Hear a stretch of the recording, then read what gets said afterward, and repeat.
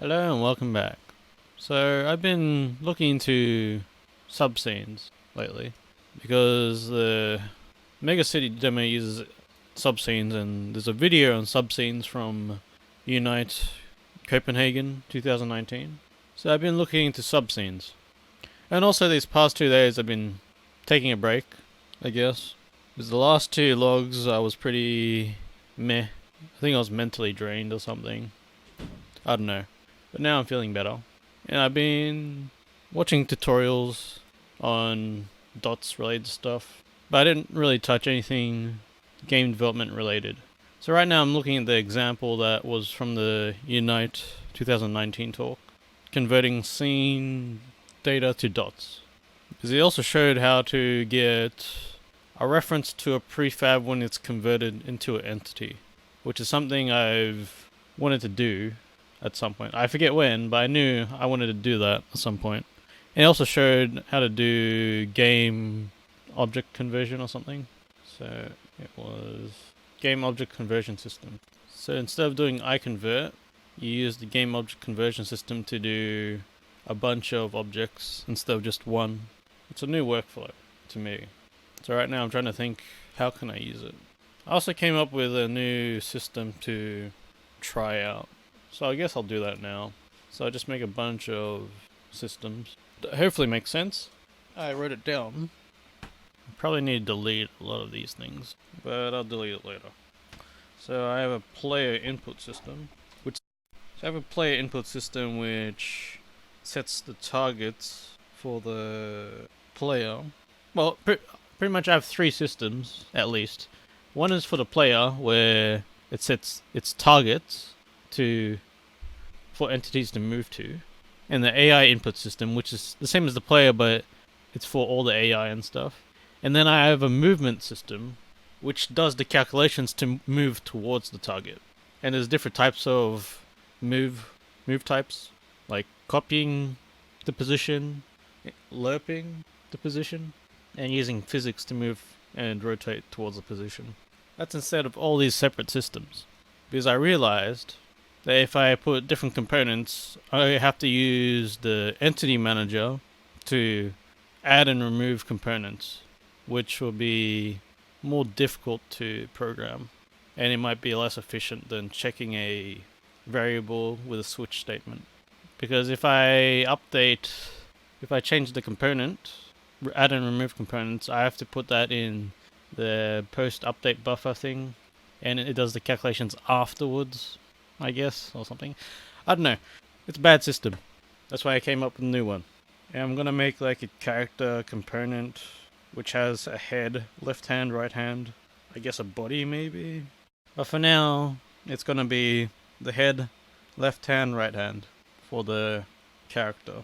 And the character itself, which has all these assets, all these entities, as like the child objects or entities. Don't know if that made sense. I'm just saying how I think. I don't know. I'm just gonna do it. So pretty much the player input system is probably gonna be almost the same as the tracking system that I did. I forget which one it was. The player movement, was it? I have to find the one where I have player inputs, and I forgot which one that was. I put in this mono behavior. So I might actually copy all these. Nah, I'll probably start from the start. I forgot to make it a system. I guess I'll get all the inputs and put it into a component. Well, now that I think about it, I only need to do this once.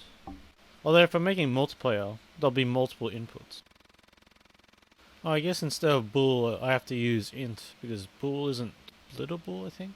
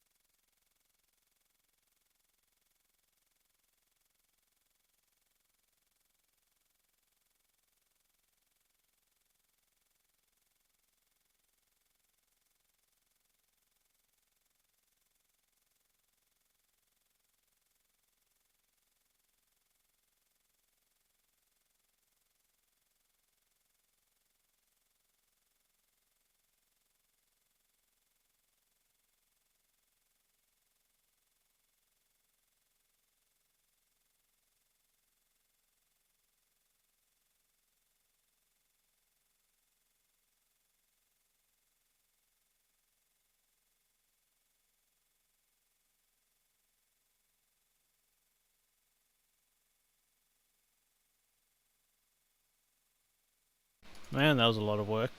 Just putting all these inputs.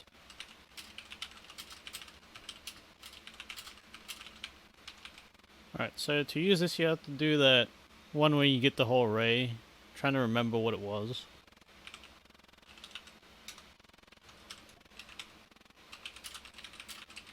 So before I take a break, because there's a lot of code, I'm going to find out how to get the array, the component array of the player stuff. So the arrays of player tracked input, player button input, player analog input. Because I'm pretty sure you can get that array. So player entity should have all three of these. I'm thinking about it again, and some of this logic might not make sense because I'm setting it for every single player entity. No, every single entity that has these components, they're being updated to the same thing. So instead of this code, if I'm making a multiplayer game, I probably have to do some other system where it receives input from other players. I don't know. Let's just keep it like this. I'm not going to change it.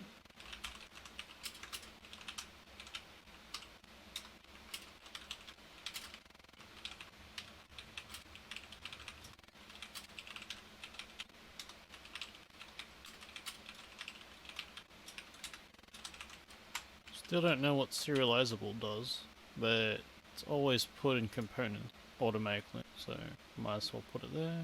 How do I make an entity query description? I could just do this instead.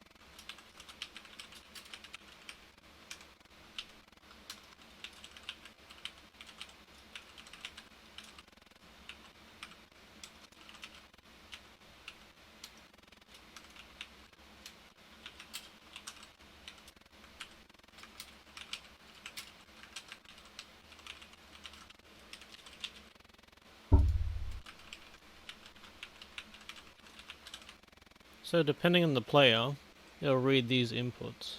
You'll get the... What will it get? Oh shit. I'm trying to understand this myself.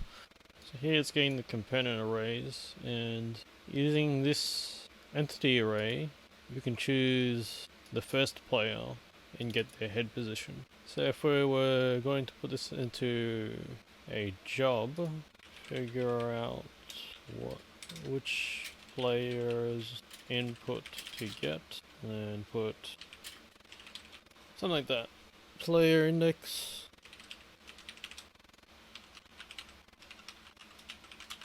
Ah, now I just remembered something. I need to get L stick down.